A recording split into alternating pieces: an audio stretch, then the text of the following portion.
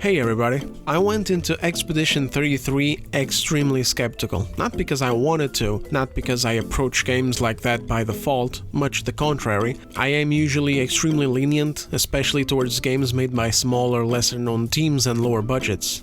With Expedition 33, what got me skeptical was the buzz around it. Everyone was praising it so highly, calling it a Game of the Year contender right off the bat, talking about how it's the best rated game by users on Metacritic, how special it is, how groundbreaking, how beautiful, how inspiring, blah blah blah. And I wasn't even planning on playing it right away because I had been just so busy. Shadows took way too much time out of my schedule and made me clinically insane. The video took over a week to put together, then Atomfall and Kazan also released and they're relatively long games, and then Oblivion shadow drops out of nowhere. And I have been just a bit too busy lately trying to, put out videos, grow the channel. Super stoked about March and April, by the way. They were really great months for the channel. I want to take the time to thank everyone who joined up, by the way. Welcome aboard, guys, and for everyone else who's been around for longer, thank you so much for the support. But with all of the hype surrounding the game, I just had to see what the hell is it that people were harping on about, and so I got it,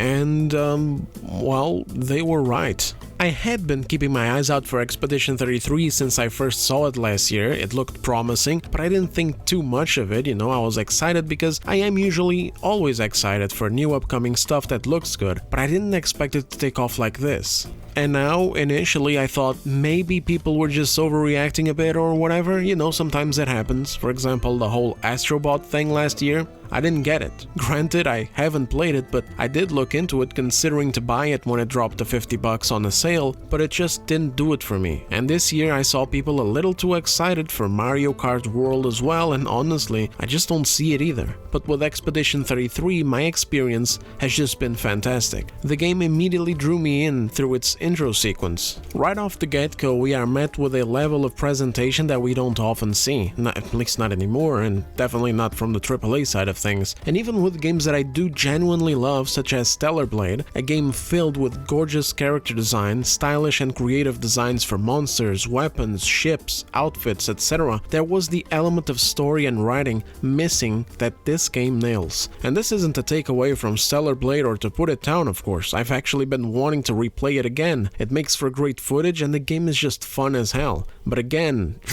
time. This is just to put Expedition 33's strengths into perspective. Let's get into it some more. One of the things I bang on in several of my videos so often is presentation. It's such an important element that is often discarded because it's like studios think that we don't want or we don't have the patience to sit through many cutscenes or a few long ones, trying to show more of the world and the characters, along with little details that enrich the setting and immerse us in its stories. It could also just be laziness, to be honest, but I don't know. We see a lot of this stuff in recent shows as well, like if you check out some of the stuff over at Disney Plus, for example, like The Acolyte, Culture War BS aside, it's just such a bad show among several others that, man, I don't know, it's like they think that we have TikTok rotted brains and we just need to be plunged into action scenes constantly, otherwise we're going to switch the channel or throw the game out and buy something else. Expedition 33 is not like that at all. It starts off immediately with beautifully directed shots, characters just talking to each other, setting the mood, setting bits and bobs of background information for the player with beautiful looking characters and perfect acting. This cast is phenomenal. They don't overact, they don't underact, they don't get awkward with scenes that are meant to display emotions or sell us on specific character relations, and the developers are not afraid of players getting bored or anything like that, which would make them skip certain parts of the game, certain scenes, certain details, in favor of just getting the action going. Besides the combat tutorial, you don't do jack shit in the intro sequence except for walking around, interacting with the town and some NPCs, watching some scenes play out, and picking up some random items. No moment or detail is wasted either. Everything serves a purpose to try and show the player this strange mood going about in this moment. Because there's all manner of celebratory things all over the place, yet the mood is very somber. People look like they're celebrating something, but there's a bittersweet aura in the air, and in the way that characters talk to each other, the words that they're saying. And lo and behold, by the end of the intro, it's clear why. Unlike Veilguard or other games recently where the presentation was just terrible and contradictory to the scene, over here it was actually deliberate and very well planned. A recurring theme throughout this video is definitely going to be in regards to me being used to really bad games lately. There's been so much mediocrity that when something genuinely good comes out, something made so earnestly, so passionately, so artfully and carefully, immediately shines through, and it's like a slap in my face of how much I've been missing this in some beloved franchises or new IPs from studios who have sadly gone to shit over the past few years. And this goes double nowadays ever since starting to make videos last year. Because before the channel, I avoided bad games like the plague. With the channel, I try to be up to speed with the industry in a more hands-on level, so that when I criticize these games that I talk about, I actually know what I'm saying. So I'm definitely seeing the contrast right now, and I think it's important to point it out, because there's no reason why a small studio like this, brand new, comes out with a game with better quality than what the AAA market is putting out on average. They should take note of this stuff and start getting their studios in order so that we can go back to getting quality games like this, not necessarily in this style, not necessarily in this genre, but just quality throughout our already beloved and established franchises.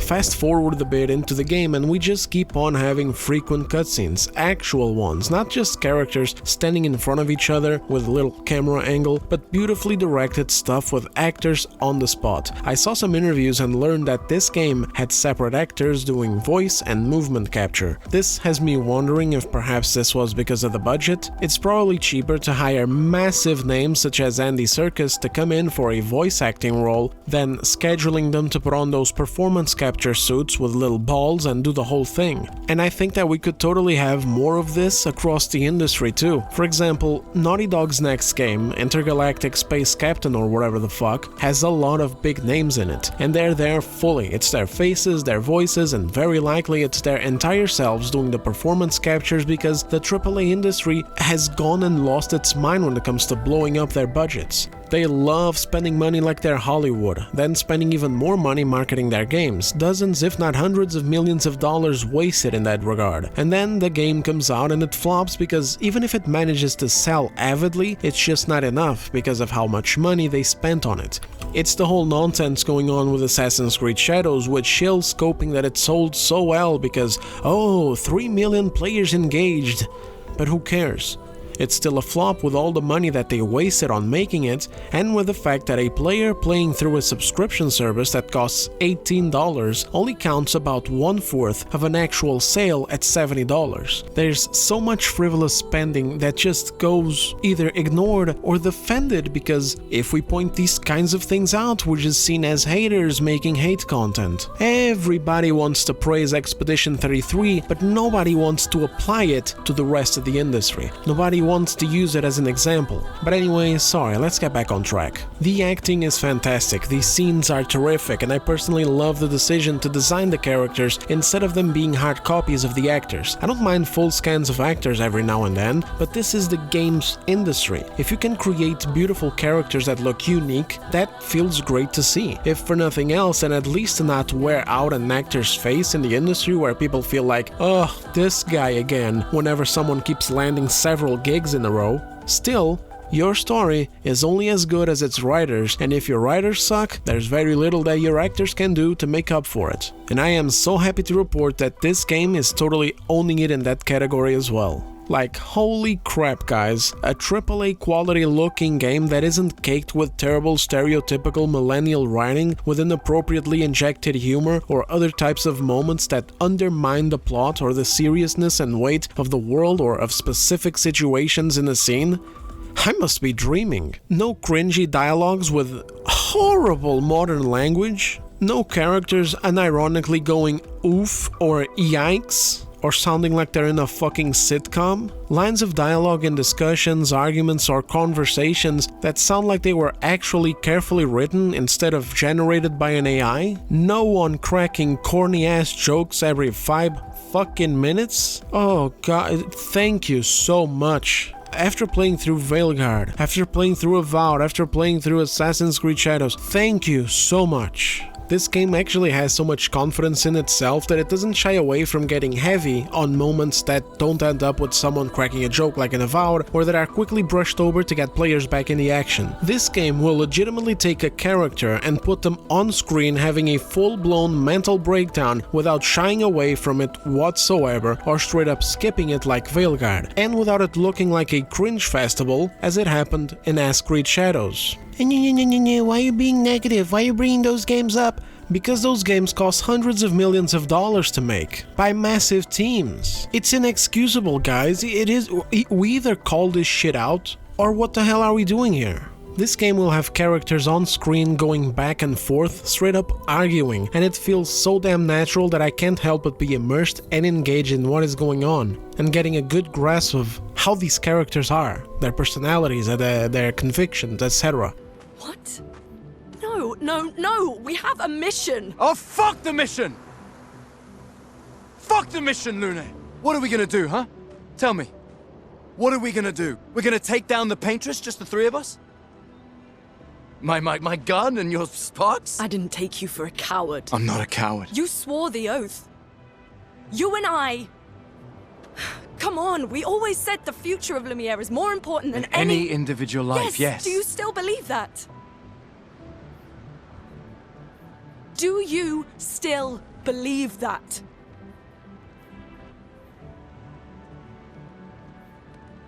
Do you?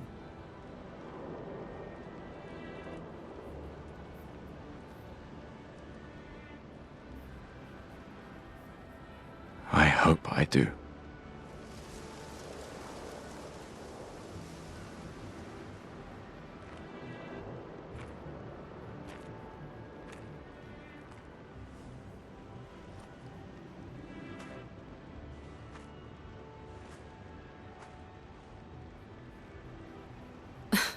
Fuck the mission. Really?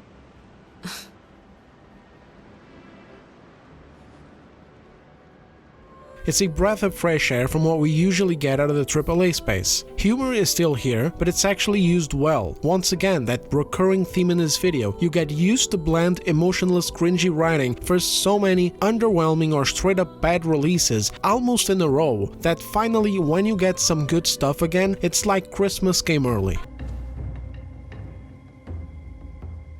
I have a better idea.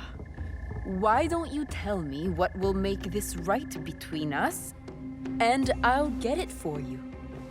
You think I would bargain with my father's murderer? You are in the strongest position. You offer life, I will trade anything for that.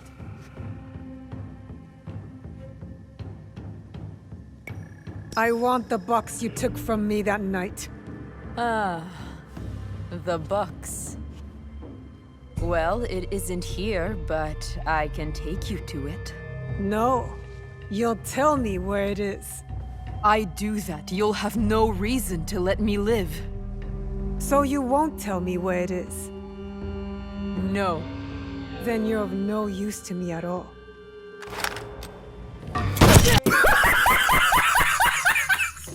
And with Expedition 33, the Christmas analogy really hits because this game kinda came out of nowhere. We'll get into this in just a second. Because that's not all.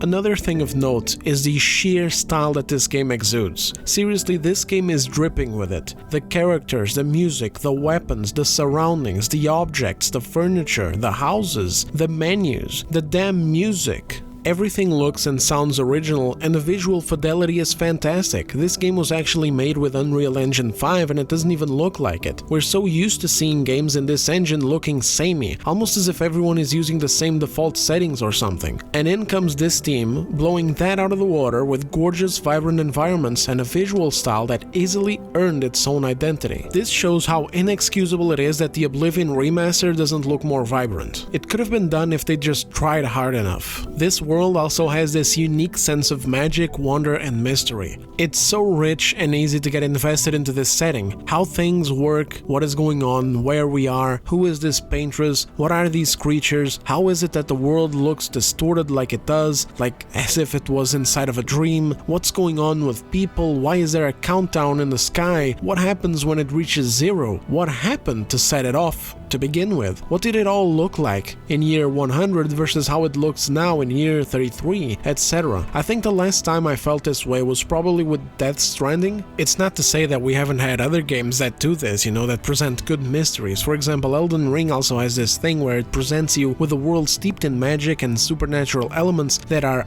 unconventional. This is the key difference here. It's not that we don't have great games with great fictional elements. I'm currently playing through another game, very small gem, called Atomfall, and I've been very invested in its world and the mystery within. That'll be a video on it soon. But the keyword here is unconventional. Back with Elden Ring's example, all FromSoft games are this way, but yeah, I've gotten so used to them at this point that it doesn't hit me the same way that it did with Dark Souls and Bloodborne for the first time. With Death Stranding, I remember being so intrigued by the mysteries of its world. Why is it the way it is? What happened? What are these weird hand things? What kind of crazy-ass Lovecraftian horror is walking among us invisible to the eye? Why does the rain speed up time? Why do bodies explode and leave massive craters all over the place? What is this chiralium stuff? What happened to set this off? What are those 5 figures in the distance? What is this beach? Etc. I've been feeling that way with Expedition 33 and its mysteries. I just can't help but want to learn more about it. This game is unapologetically stylish, totally unafraid of defying the norm. It doesn't think about what may or may not stick or what may or may not fit with whatever the current standards are in the industry. It pretty much just does whatever the fuck it wants to do with its imagery, design, and music. You can be exploring a level out in the world like some, I don't know, halfway normal looking forest, and I say halfway normal because it's still a weird world steeped in strange magic and fantasy, and the next moment you're somewhere absolutely surreal, like in the bottom of an ocean. You see bubbles in the air, you see the surface of it all the way at the top, you even see the sun shining through, but there's no water. And in the music department, in one moment you got some classical style of ambient music playing, as is usually what we hear, with beautiful singing choruses, a lot of piano and violin, some of it sometimes even reminded me of Nier, another brilliantly unique piece of fiction with remarkable writing, music, and style. And then suddenly you hop into a boss fight, and this plays out of the blue.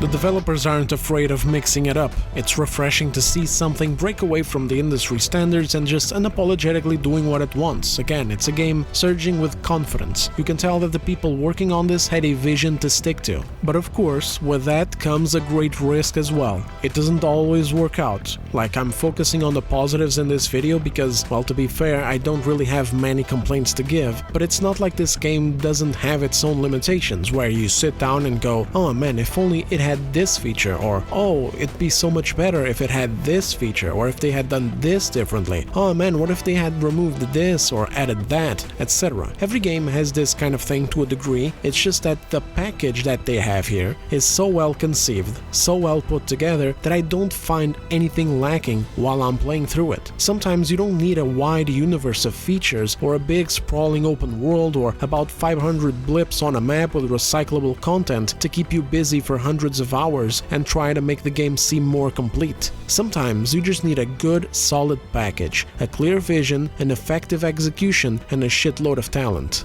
It has been a delight to play through this game. We just hop from moment to moment. It's rich with cutscenes and dialogues that actually matter, gorgeous views to take in, characters that are pleasing to look at and listen to.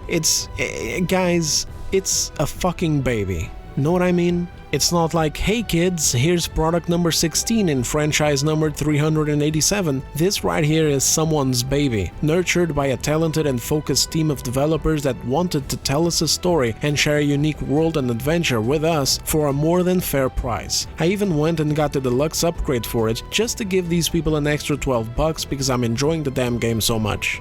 When you actually provide value, you make people want to support you. You resonate with your audience and you build trust with them. Like, I can't wait to just get back to the game. There's no bloat, no underhanded monetization, no time wasters designed to try and sell you some time savers, no microtransactions of in-game items masked with a narrative of like, oh, but you can earn it in-game. None of that. The game didn't even try to get people with FOMO, to pre-order. It's just a straight-up fairly priced purchase that respects your time and genuinely wants to share something special with you. Something born out of passion and desire for what makes this industry so damn great. The ability to experience interactive stories woven by talented and creative people. And I'm all for it. I don't want to blow this game up too much for you guys because I think that there's a very real aspect to this kind of thing where you just oversell a game to people and then they may just end up expecting something different. But then again, I also don't want to undersell the game and its importance because it has been a genuine delight, and I can already tell that this damn game is going to be a memorable mark not just in 2025, but for the industry in general. The truth is, this is something special, but it shouldn't be. There's no real reason why the AAA landscape at large isn't putting out bangers like this on the regular from all of these huge publishers with billions of dollars and sporting thousands of developers. This game wasn't even made by a titan of the industry. It was made by around 30 people. A lot of them used to work at Ubisoft even, and got the hell out of there. Probably the scariest but also the smartest damn decision that they've ever made. These people, I don't want to glaze them too much, but something has to be said for people who actually get out there and put their money where their mouth is. People who have the balls to strike out on their own in this insane volatile industry instead of choosing the security of being one of the fucking, 20,000 employees over at Ubisoft? Just wake up, put on your pants, go to work, sit down at your desk, spend like 8 hours or more grinding, designing or programming or testing some shit for the latest Ass Creed or Far Cry or Ass Creed Far Cry adjacent game, and then you go home and do it all again the next day. It takes guts to say fuck that and build your own team, start making your own game, which may very well just goddamn crash and burn before it even debuts.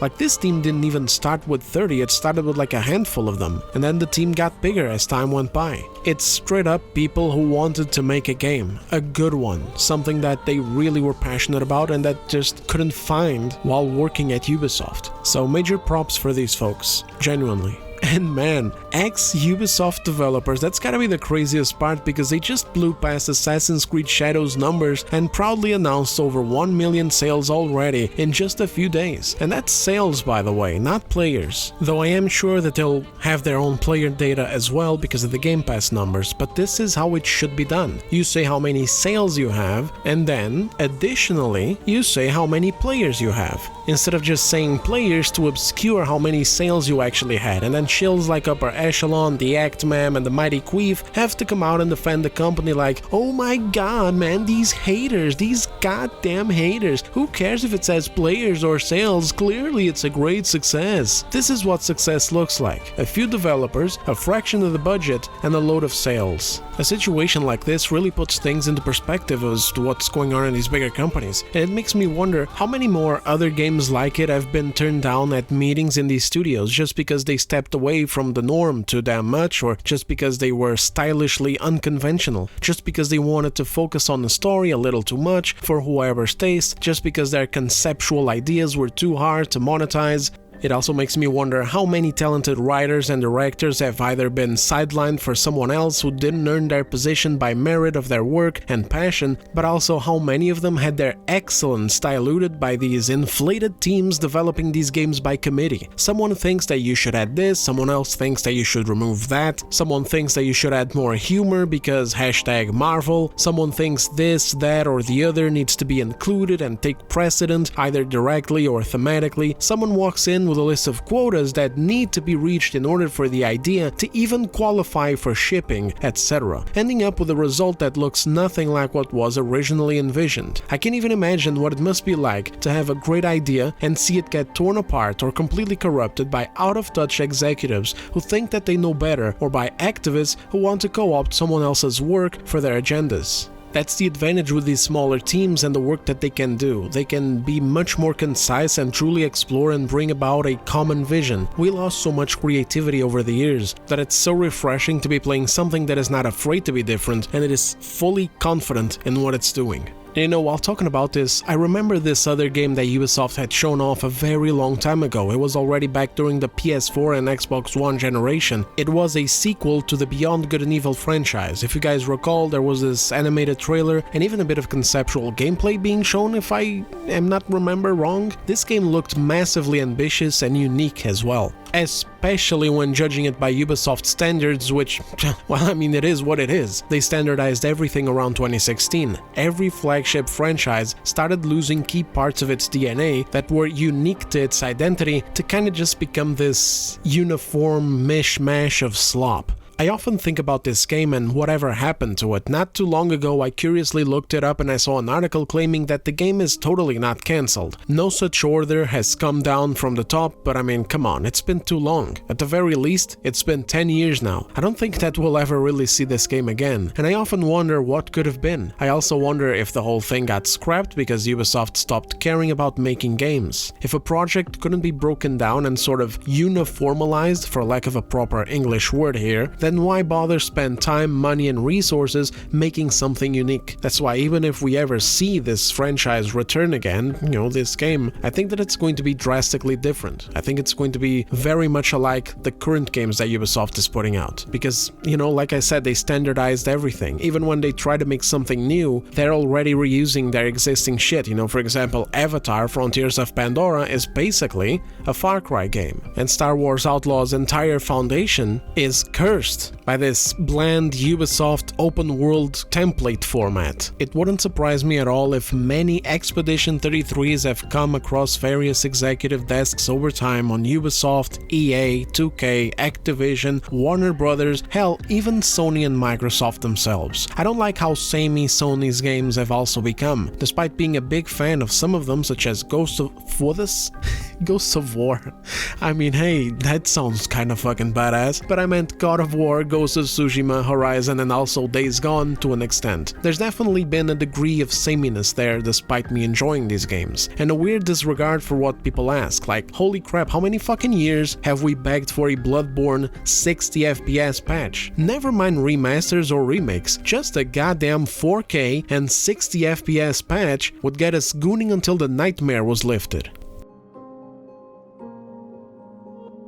I don't want to sit here and be like, oh, this industry too much, but really, honestly, there's such a disconnect between what gamers want these days and what these major companies are doing, and there's never any correction. And even though I know that Expedition 33's success is not going by unnoticed by these people, I still doubt that they're taking the correct lesson from it. I mean, Baldur's Gate 3 was massively successful, and many industry insiders, including some game journalists, just went and coped about how it shouldn't be taken as an example because it never happened again, it was supposedly not viable. Similarly, we also have the Oblivion situation just a few days ago. It gets shadow dropped on a random Tuesday and lands 170,000 concurrent players on its first day and then settling at 216,000 in its opening weekend. If that doesn't show people that we are so sick of modern slop that we would rather play a 2006 game with slightly smoother mechanics and Unreal Engine 5 visuals, then I don't know what does. Avowed, a 2025 game in the same type of style and genre, didn't even manage to score 10% of these numbers. Regardless, we still had people like Mike Ybarra, the former boss of Blizzard, coping online that remasters like this are useless since they can't overcome masterpieces like Elden Ring. Who gives a shit? One more good game to play is better than none, and since these companies aren't making masterpieces like Elden Ring, certainly not a Blizzard, not even during his time there, then they may as well bring back older ones until they learn whatever lesson it is that they need to learn to start making better games. So similarly with Expedition 33, despite the sign being right there in front of everyone's face that this is the way forward, again, not necessarily the same genre and the same style of game, but the mindset behind it, you know, the smaller, more focused team, the tighter budgets, the balls to not follow out-of-touch industry trends, the guts and the integrity of keeping industry corporatization and politics out of the way, the fair price pricing instead of coming out of the gate charging people upwards of $70. The goddamn self-control and confidence of making a game with solid content instead of wanting to treat everything like a live service that needs to be artificially inflated with garbage to further engage players and incentivize recurring spending, etc. Despite this being a sign for all of this, I bet that they are once again just going to keep coping and not taking this seriously, just completely ignoring what's going on and pretending as if this is some unique situation that could never be replicated, even though it's what, the fucking third or fourth time that they do this? Instead, they're just going to follow in Nintendo and Xbox's footsteps and raise their game prices to $80 and expect us to pay almost twice as much for their garbage as we would pay for something genuinely good as Expedition 33 or Atomfall or the upcoming Wu-Chang Fallen Feathers, which is dropping very soon in the summer, by the way. Or hell, there's actually another one coming now in May. I think its name is Lost Soul Aside. I can't wait to play it. I saw footage of this ages ago. It must have been like 2018 or something. Anyway, fellas, in closing, I can't wait to get back in there and see what else this game has in store for me. I wholeheartedly recommend people give this game a shot. If the turn-based combat is intimidating or off-putting, maybe consider it in a future purchase at a lower price or something. I mean, I'll be 100% honest with you guys right now. Sometimes gaming can be a bit of an adventure, you know what I mean? Like back in the day, you would grab a game's case and you would look in the back to see the pictures and read whatever the devs added to the back cover. And then you kind of just took a leap. Shelled out the money, went home and played it. I've had surprises that blew me away and surprises that weren't so positive, to be fair. Over the years, with slop taking over and prices going up, being adventurous is not really a recommendable move. However, with Expedition 33, I think it's worth shelling out the $45 and seeing if this game takes a hold of you, even if you've not been someone to whom turn-based combat appeals to. I was like that too not too long ago. Then I was forced to play Final Fantasy VII, the original, before touching the remake. Straight up forced. I was forced to play it, and it grew on me big time. Where in the past, turn-based systems didn't do it for me, it took a special game to get me to be eased into them. Maybe Expedition 33 can be the one that does that for some of you guys. But anyway, that's about it from me on this video. Thank you very much for watching. If you enjoyed the video, consider giving it a like and subscribing to help the channel and get on board. I'll see you guys on the next one. Take care.